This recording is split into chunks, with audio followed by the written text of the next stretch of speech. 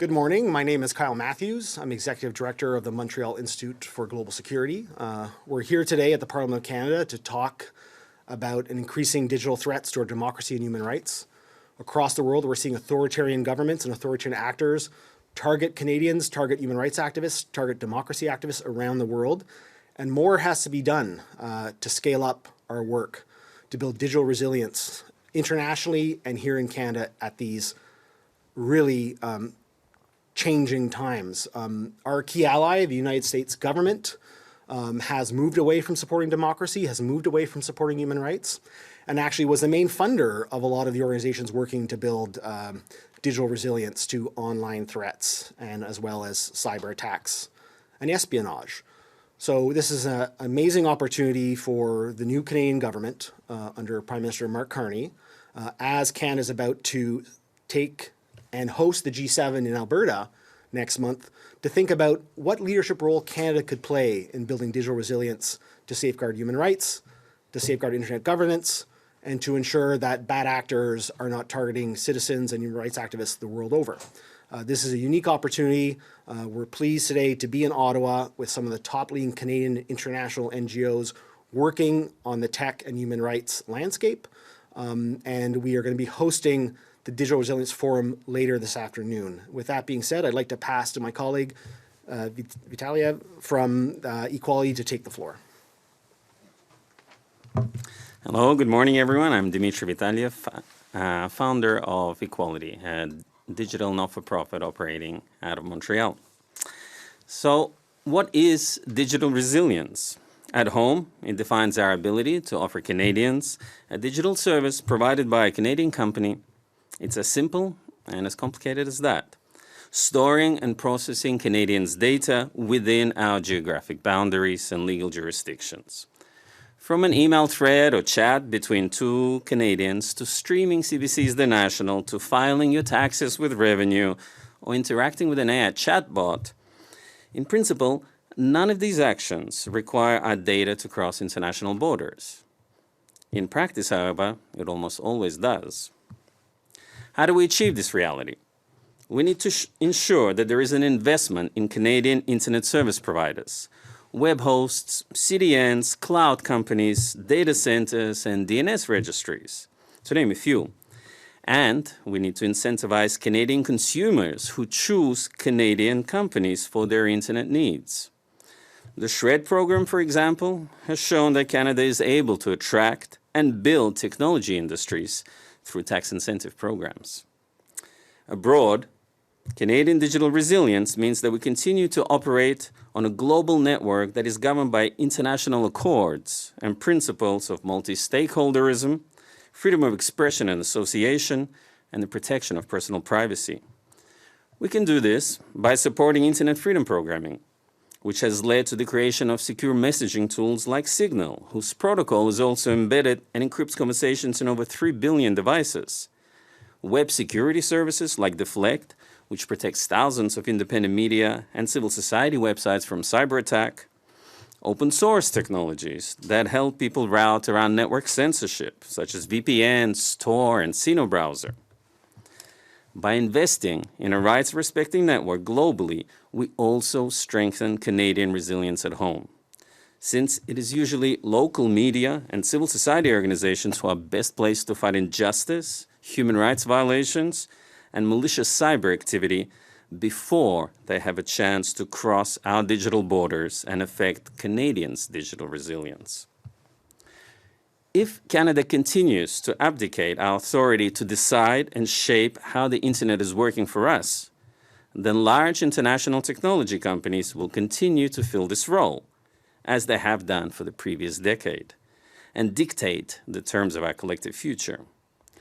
Whereas this may not have seemed like a big risk 5 years ago, we've all seen these organizations' willingness to bend the knee when it impacts their bottom line, whether in the United States, in Russia, in China, and so on.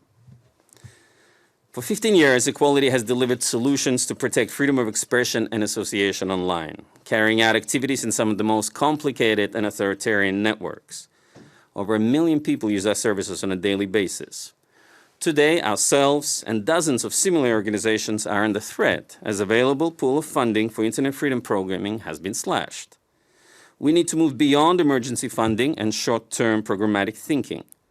If Canada wants to influence its digital destiny and that of the modern internet, it must invest in long-term scalable solutions that strengthen digital rights as part of its broader foreign policy and security commitments. Thank you, and now I'd like to introduce a peer of mine, Deirdre Collins, Executive Director of the SecDev Foundation. Thanks, Dmitri. Thanks.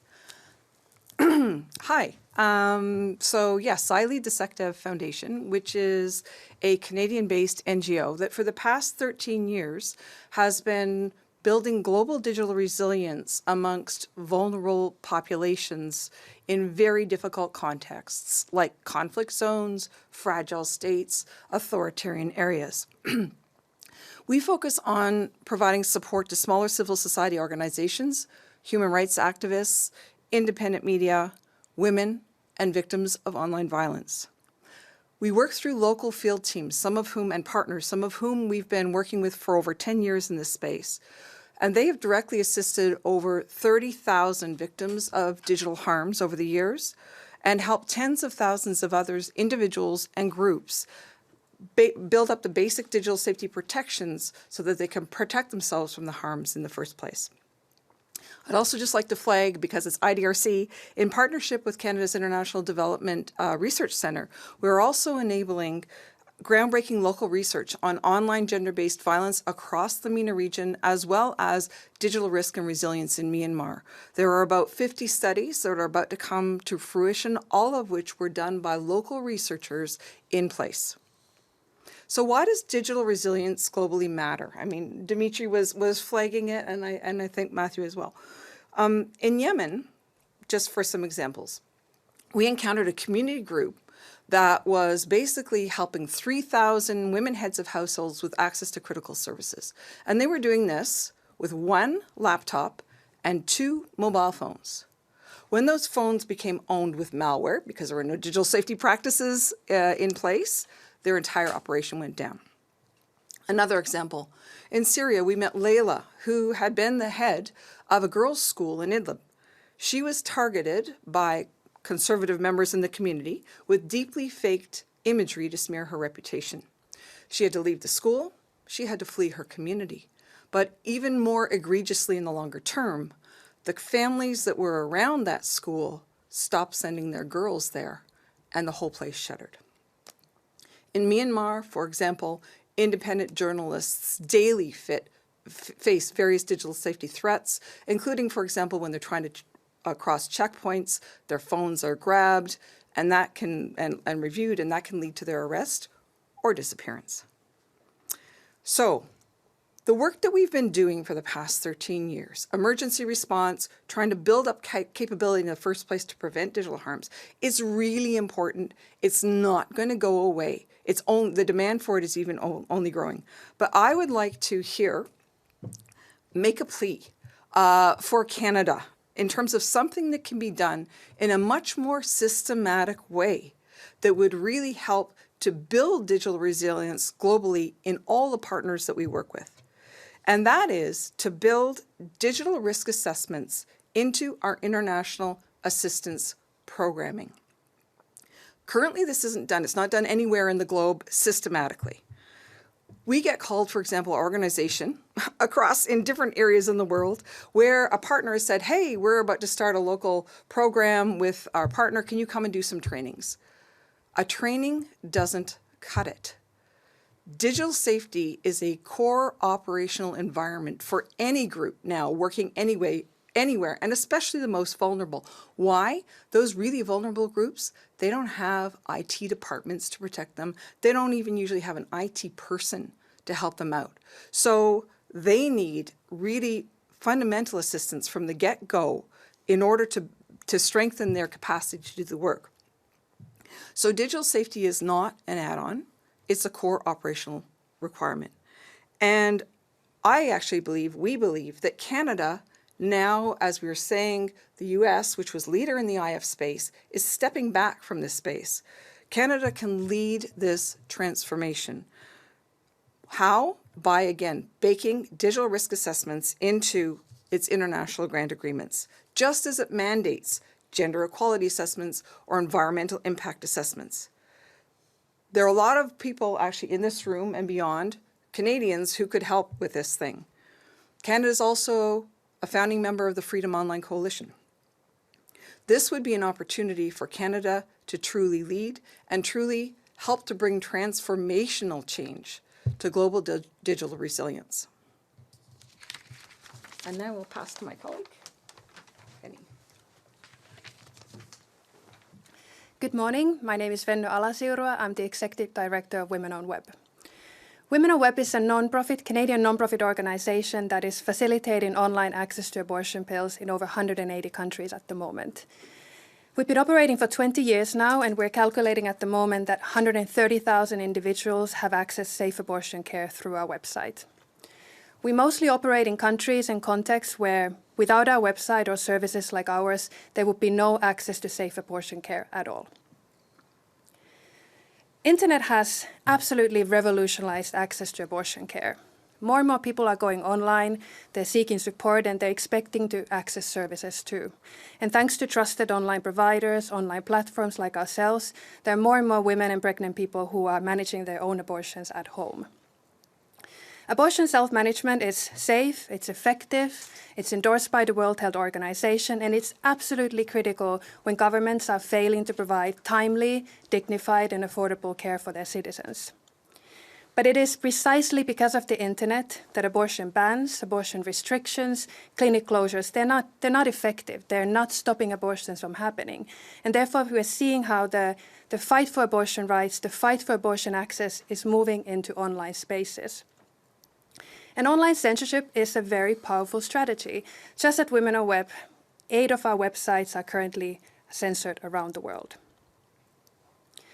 Access to information and freedom of expressions are fundamental human rights. These are critical for people who are navigating their sexual and reproductive health journeys online and offline. Today's abortion seekers and abortion providers like ourselves, we rely on open and free internet. We rely on ethical technologies for solutions, for innovations, and for support, because abortions need to stay online. This may feel like a technical challenge, but this is much more. This is a matter of public health, equity, and justice. Thank you. Over to my colleague, Emil. Thank you so much. Hello, my name is Emil Falcon. Thank you for having us today to speak about this very important topic of digital resilience. I am the founder and CEO of Web Hosting Canada. Web Hosting Canada today powers the online presence and businesses of over 70,000 Canadian small businesses across the country. We specialize in services like websites, domains, email. Digital resilience is as important today as it ever was, because what is the alternative to having a digitally resilient Canada? Well, the alternative is letting some critical and important decisions be made by others, including American tech giants, and entrusting our critical data, our private data, to other corporations that might have different interests at heart. We're here today to speak about things that are important to Canadians, things that are important to Canadian businesses, and let me give you just some ideas of why it matters. Hosting in Canada, for example, your data, and leveraging Canadian technology helps protect against the growing threat resulting from our reliance on American-based solutions, and can protect from foreign surveillance and legal overreach from things like the U.S. Cloud Act. Local infrastructure, digital infrastructure, builds public trust, builds legal accountability, and encourages economic growth. Open source and transparent technologies reduce vendor lock-in, allow us to lower costs and increase security and control, especially for governments and public institutions. So what can we do? What can Canada do to address some of these concerns? We can, for one, level the playing field. For those of you that don't know, some of the biggest U.S. providers aren't subject or don't seem to respect the same tax, federal sales tax or tax laws that seem to apply to Canadian providers. This puts us at a disadvantage. When WHC sells its services to Canadians, we charge sales tax, as one would normally expect. When American providers sell the exact same services to same Canadians, they don't pay the sales tax in the same way. Why is that? There is an immediate opportunity to close that loophole, to close this unfair business advantage. We can immediately audit these companies and ensure that if you want to do business in Canada, you're subject to the same tax regulations as Canadian businesses are. We can consider exempting Canadian digital infrastructure services from federal sales tax within Canada, and we could choose to offer tax credits to Canadian small businesses who choose local providers. We need to prioritize local. That means mandating the use of Canadian digital infrastructure and Canadian technology, especially in public sector digital services, to ensure that government data stays in Canada. We can reduce reliance on foreign platforms and mitigate risks from geopolitical tensions and sudden service disruptions. We don't want the fact that we're relying on American technology to influence our ability to negotiate better deals and to improve our negotiating stance when we're at that table talking about tariffs with our American counterparts, for example. And we can invest in open tech. Canada should support, fund, and become a leader in open source projects and initiatives that prioritize privacy, transparency, and productivity. We should have publicly funded software mandates that should result in open source software. Public software should result in open source software. That is the best way to encourage that we don't end up spending billions of dollars in software that goes nowhere and that nobody knows how to use.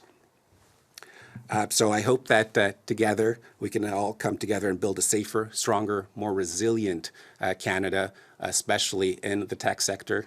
And I'll hand it back to you.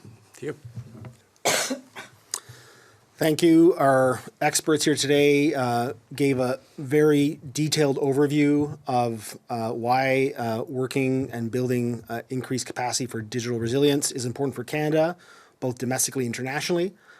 We've heard about these geopolitical tensions and shifts, a lack of U.S. leadership, and a whole series of organizations that have had all their funding cut and aren't going to be doing the important work that they were doing in the past. So there's an enormous opportunity for Canada to take a leadership role on this, particularly as we host the G7 and we'll have other like-minded allies like the UK, France, Italy, Japan that could work with Canada on this. I think we have an enormous opportunity and we should seize it.